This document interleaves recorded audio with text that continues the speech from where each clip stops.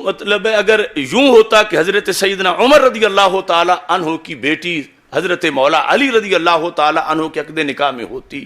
تو یہ بات بھی ان کے لیے برداشت سے باہر تھی۔ سیدنا داتا گنج بخش اجمیری قدس سر العزیز، اگرچہ ہم نے آپ کا زمانہ نہیں پایا کہ ہم جو ظاہری معیت ہے وہ ہمیں ملتی کہ ہم ان کا درس سنتے، ان کے پاس بیٹھتے، صحبت اختیار کرتے، لیکن ان کے نظریے کی اور ان کے عقیدے کی معیت کا شرف اللہ نے ہمیں عطا کیا ہے۔ ان کا عقیدہ دو طریقے سے ہم تک پہنچا، ایک تو سینہ بسینہ اور دوسرا بالخصوص کشف المحجوب کے ذریعے سے کہ جو تواتر کے ساتھ چھپی اور عالم اسلام میں اس کے تواتر کے ساتھ نسخے پھیلے، اور آج بھی اس کا ایک ایک لفظ اور ایک ایک حرف اس کے لحاظ سے متعدد نسخے ہمارے پاس موجود ہیں۔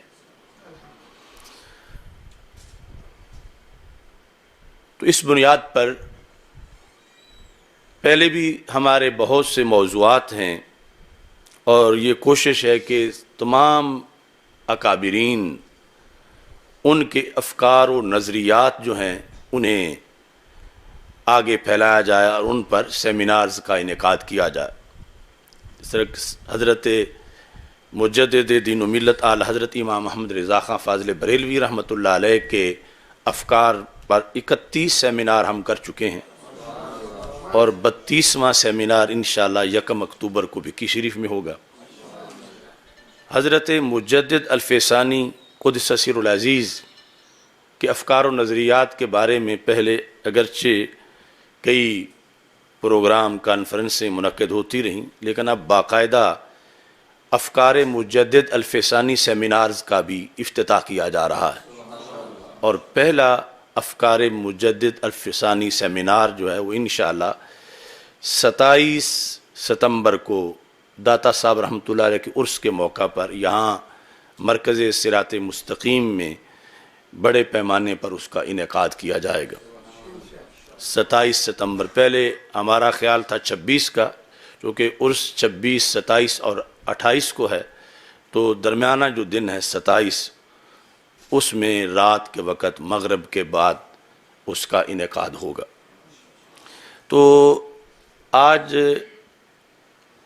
عقائد گنج بخش سیمینار کا یہ پہلا سیشن ہے، یعنی پہلا سیمینار،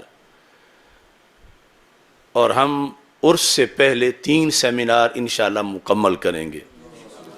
یعنی دوسرا عقائد گنج بخش سیمینار انشاءاللہ ہم منگل کو منعقد کریں گے، اور تیسرا آئندہ جمعے کو انشاءاللہ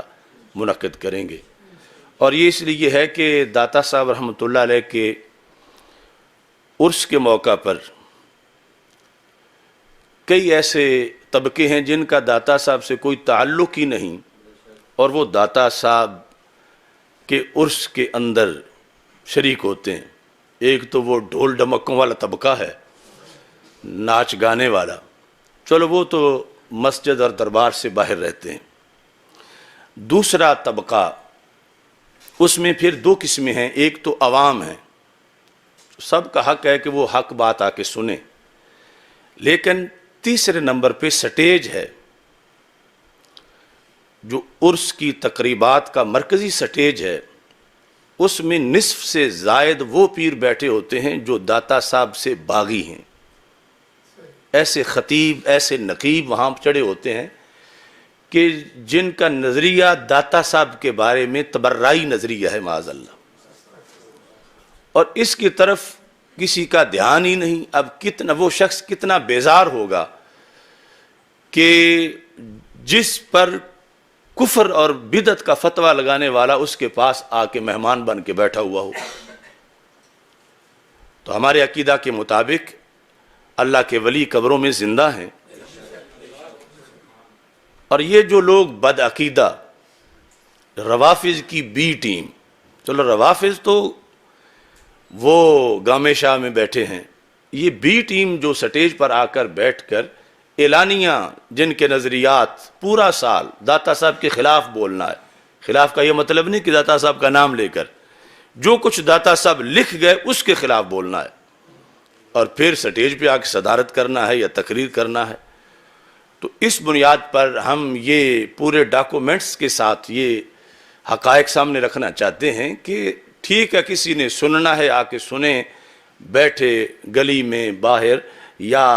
عوام میں، لیکن سٹیج پر اور پھر تقریر کا حق اسے دیا جائے، صدارت وہ کرے جو داتا صاحب کے مشن کا خادم ہو اور داتا صاحب کے عقائد و نظریات پر پورا کاربند ہو۔ دوسری طرف ہمارے ملک میں ایک فتنہ اٹھا جس کا نام ہے فتنہ حویلیاں۔ یہ شیخ حنیف صاحب کی اس فتنے سے ملاقات بھی ہو چکی ہے، جو کہ یہ پرانے آدمی ہیں۔ تو فتنہ حویلیاں، اس کا بانی تو مر گیا ہے، لیکن اس فتنے نے آگے ترقی کی۔ اب اس کا یہ مطلب نہیں جو ترقی کرے وہ سچا بھی ہوتا ہے، وہ تو قادیانی بھی پوری دنیا میں پھیلتے پھرتے ہیں اور جہنمی بھی ہیں۔ انہیں پیسہ ملا بیرونی، اور انہوں نے درگاہوں کو خریدنا شروع کیا، اور وہ فتنہ کے جس کے بیٹے کے خلاف کبھی ہمارے سیدوں نے جا کے مناظرے کیے، اور بالآخر آج اسی فتنے کی قبر پہ جا کے حاضری دے کے اسے خراج تحسین پیش کیا، وہاں سے جبہ لیا جسے وہ جبہ خلافت کہہ رہے ہیں، اور پھر اس فتنے کی برانچز ہیں، ایک کا نام عبد القادر شاہ ہے، ایک کا نام ریاض شاہ ہے، اور اسی طرح عرفان شاہ اور دوسرے، یہ سارے اس فتنہ حویلیہ کی برانچز ہیں۔ وہ فتنہ حویلیہ جیسے قرآن و سنت کا باغی تھا، سب سے پہلے انہوں نے بغاوت مجدد دین و ملت اعلی حضرت امام محمد رضا فاضل بریلوی رحمۃ اللہ علیہ سے کی، یہاں تک کہ اس کے ماننے والے نے اس کو اعلی حضرت کہا، اس کا نام ہے محمود شاہ، اعلی حضرت کا۔ پھر چلتے چلتے اب تو اس کو مجدد الفسانی بھی کہنے لگے، اور اب جو جنریشن ہے ان کے سامنے اس کا نام اب ہے تحریک عظمت آل و اصحاب رضی اللہ تعالیٰ عنہ۔ یہ جو کچھ پیروں نے مل کر بنائی ہے، اس فتنہ حویلیاں کے مطابق جو تعظیم سادات ہے، جو تعظیم اہل بیت ہے، اور جو عقیدہ رکھنا چاہیے اس فتنہ حویلیاں کے لحاظ سے صحابہ کے بارے میں، اس پر آج یہ سارے پڑھے لکھے کاربند ہو گئے ہیں۔ جب یہ جو عبد القادر شاہ کے پاس جا کے جنہوں نے بیعت کی بیٹھے، یا ریاض شاہ، یا اس کے اور بھی کئی روپ ہیں، یہ سب فکر اعلی حضرت سے ہٹ کر فکر فتنہ حویلیاں پر گئے، اور اس پر میں آج یہ ڈاکومنٹس پیش کر کے بتاؤں گا کہ فتنہ حویلیاں نے داتا صاحب کے بارے میں یعنی وہ فکر پیش کی جس کے مطابق داتا صاحب معاذ اللہ تبرعی بنتے ہیں، جس کے مطابق داتا صاحب گستاخ اہل بیت بنتے ہیں، جس کے مطابق یعنی یہ عوامی نقطہ نظر پہ، ورنہ تو داتا صاحب سے پہلے بھی بڑی شخصیات ہیں نا، لیکن عوام کو ایک جو داتا صاحب کی شخصیت کے لحاظ سے ہے تو پھر انہیں پتہ زیادہ چلے گا کہ یہ داتا صاحب کو نہیں چھوڑ رہے۔ داتا صاحب کے بارے میں گستاخ اہل بیت کا نظریہ جن کتابوں میں لکھا ہوا ہے، یہ اصل وہ کتابیں، اور پھر داتا صاحب نے کشف المحجوب میں کیا لکھا ہے، اور پہلے قرآن و سنت میں کیا ہے۔ آج کے سیمینار میں صرف ایک مسئلے پہ بحث ہوگی عقائد گنج بخش میں سے، وہ ہے نکاح سیدہ ام کلثوم رضی اللہ تعالی عنہ۔ نکاح سیدہ ام کلثوم رضی اللہ تعالی عنہ، سیدہ ام کلثوم رضی اللہ تعالی عنہ یہ مولا علی رضی اللہ تعالی عنہ کی صاحبزادی ہیں، اور کسی زوجہ سے نہیں، سیدہ فاطمہ طیبہ طاہرہ رضی اللہ تعالی عنہا سے یہ پیدا ہوئی، اور پھر ان کا نکاح حضرت عمر فاروق رضی اللہ تعالی عنہ کے ساتھ کیا گیا،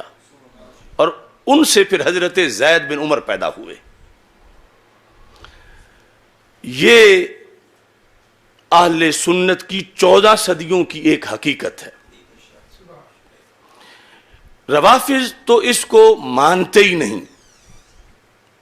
چونکہ وہ یہ اگر مان جائیں تو ان کے پورے مذہب پہ چھری چلتی ہے. یعنی وہ تو آپس میں دشمن بنا کے پیش کرتے ہیں، اور انہیں تو مطلب ہے اگر یوں ہوتا کہ حضرت سیدنا عمر رضی اللہ تعالی عنہ کی بیٹی حضرت مولا علی رضی اللہ تعالی عنہ کے عقد نکاح میں ہوتی تو یہ بات بھی ان کے لیے برداشت سے باہر تھی.